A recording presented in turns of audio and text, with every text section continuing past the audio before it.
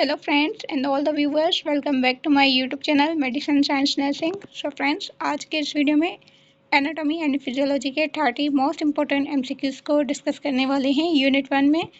तो यूनिट 1 के जो भी टॉपिक्स हैं, introduction to anatomy and physiology, concepts, anatomical position, terms, planes, quadrants and cavities, unit 1 में ये सारे आ जाते हैं और इनसे रिलेटेड सारे एमसीक्यूज़ को कवर करने वाले हैं। अगर आप हमारे चैनल पर न्यू हैं तो चैनल को सब्सक्राइब करें, बेल आइकन को हिट करें ताकि आने वाले नोटिफिकेशंस आपको मिल सकें। So let's start the video. First number MCQ है, which of the following best define the study of anatomy. इनमें से कौन सी जो है बेस्ट डिफाइन करती है एनाटॉमी की स्टडी को। सो फ्रेंड्स, एनाटॉमी जो है स्टडी किस चीज़ की है? बी नंबर ऑप्शन करेक्ट है, the study of body structure and their relationships. दूसरे ऑप्शंस को देखते हैं तो यहाँ पे the study of body functions and mechanism, तो यहाँ पे फंक्शंस पे जो होती है वो फिजियोलॉजी होती है, बॉडी के फंक्शंस जो होती हैं वो फिजियोलॉजी में आ जाते हैं, जबकि एनाटॉमी जो है वो study of body structures and their relationships. B option correct है। थर्ड नंबर पे है the study of microscopic cell chemical reaction, तो ये जो है माइक्रोस्कोपिक सेल केमिकल रिएक्शन की स्टडी नहीं होती, the study of disease processes, तो ये भी गलत हो गया। करेक्ट ऑप्शन जो है वो बी है।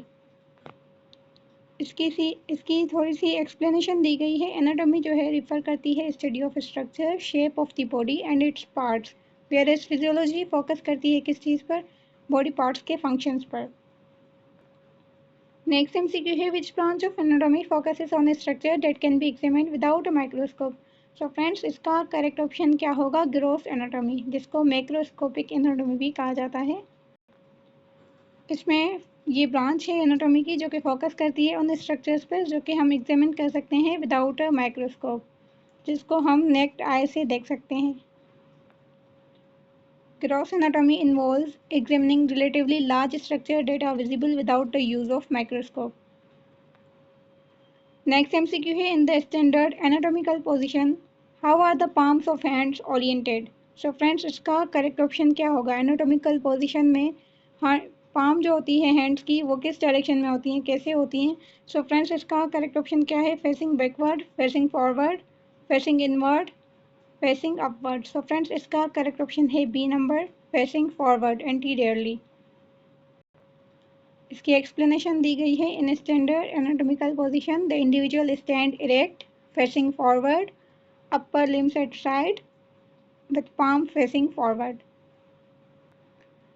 नेक्स्ट एमसीक्यू है, which directional term means nearer to the attachment of limb to the trunk. So friends, इसके लिए कौन सा टर्म इस्तेमाल होगा? सो इसका करेक्ट ऑप्शन है प्रॉक्सिमल। प्रॉक्सिमल में क्या होता है? Nearer to the attachment of a limb, जहाँ पे लिम्ब अटैच है उसके नियरर वाली पॉइंट को क्या कहते हैं? प्रॉक्सिमल।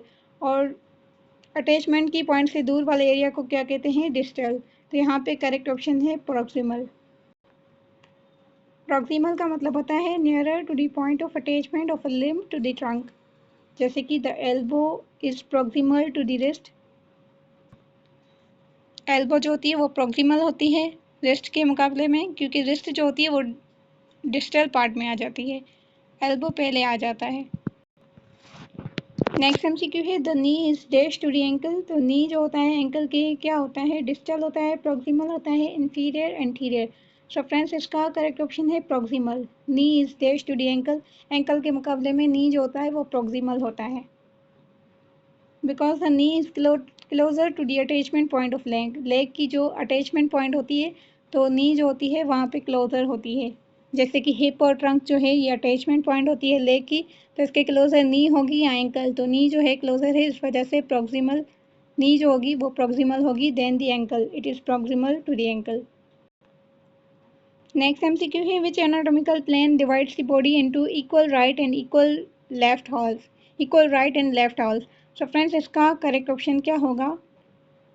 एनाटॉमिकल प्लेन जो कि डिवाइड करे बॉडी को equal right and left halves में, तो इसको क्या कहेंगे? मिड सैजिटल प्लेन, जिसको मीडियन प्लेन भी कहा जाता है। अब मिड सैजिटल और median plane passes directly through the mid line, dividing the body into equal left and right sides. Next MCQ है, a plane that divides the body into anterior and posterior portion is called. वो plane जो कि divide करता है body को anterior and posterior portion में, तो उसको क्या कहते हैं?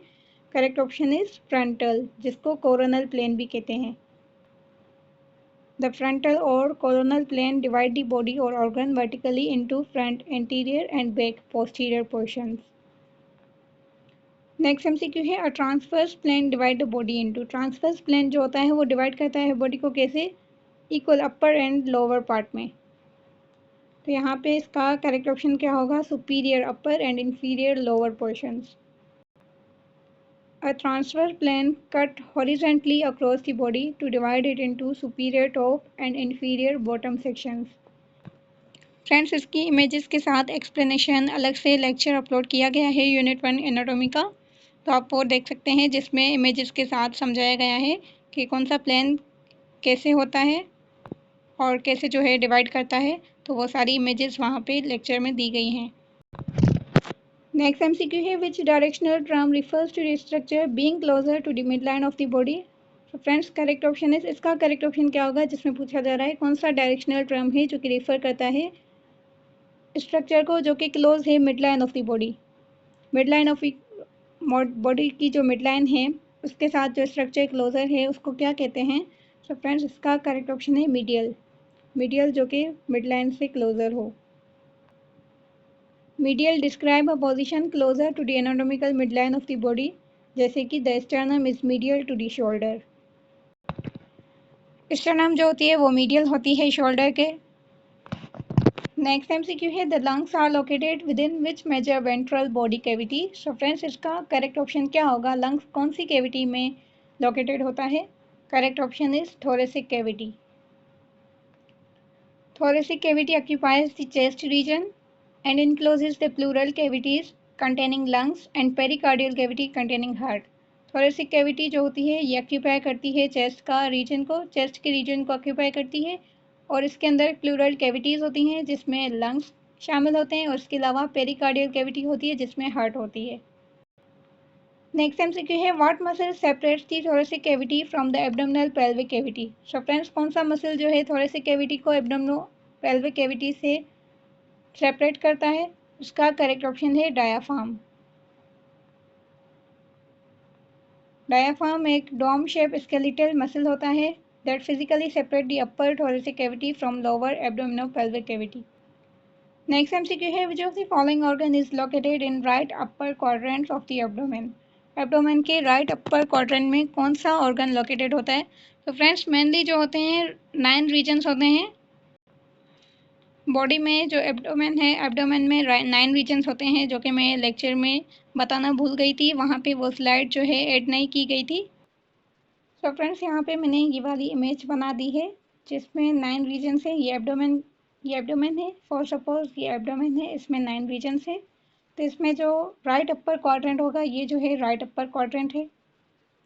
इसके अलावा ये जो है लेफ्ट अपर क्वाड्रेंट है। तो यहाँ पे क्वेश्चन में क्या कहा जा रहा है, राइट अपर क्वाड्रेंट जो है उसमें कौन सा ऑर्गन लोकेटेड होता है। सो इसका करेक्ट ऑप्शन है लिवर। लिवर जो है यहाँ पे प्रेजेंट होता है राइट अपर क्वाड्रेंट में। The liver occupies most of the right upper quadrant along with the gall bladder and part of pancreas and colon. Right upper quadrant में liver आ जाता है और उसके साथ साथ gall bladder and parts of pancreas and colon भी add होते हैं। फ्रेंड्स, नेक्स्ट एमसीक्यू है an acute inflammation of appendix, जिसको अपेंडिसाइटिस कहते हैं, usually causes severe pain in which quadrant. तो यहाँ पे एक्यूट इन्फ्लामेशन हो गया है अपेंडिक्स में जिसको अपेंडिसाइटिस कहते हैं, इन्फ्लामेशन ऑफ अपेंडिक्स। तो इसकी वजह से सीवियर पेन होता है, तो वो कौन से क्वाड्रेंट में होता है पेन। सो फ्रेंड्स, इसका करेक्ट ऑप्शन क्या होगा, राइट लोअर क्वाड्रेंट, क्योंकि अपेंडिक्स जो होता है इस जगह पे मौजूद होता है। तो राइट लोअर क्वाड्रेंट में, ये राइट साइड है कि राइट अपर क्वाड्रेंट है जिस पे लिवर प्रेजेंट होता है। इसके अलावा नीचे जो होता है वो राइट लोअर क्वाड्रेंट होता है जिसमें क्या होता है, अपेंडिक्स प्रेजेंट होता है। तो यहाँ पे पेन होगा, तो इट मीन्स कि अपेंडिसाइटिस है। Appendix is located in the right lower quadrant making RLQ pain a primary indicator of appendicitis.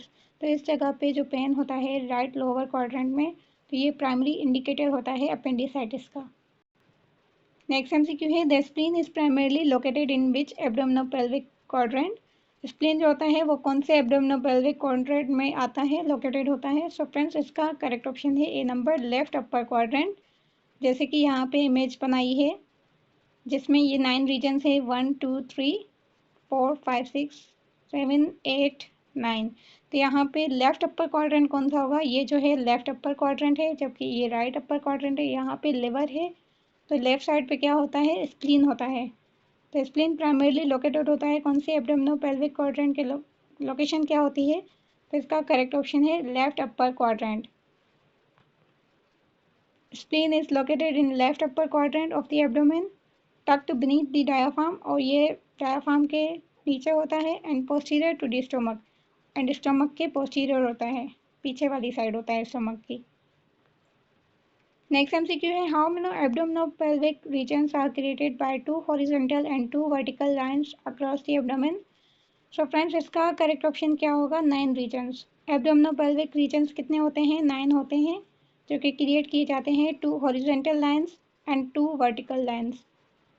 ये वर्टिकल है एंड ये हॉरिजॉन्टल है।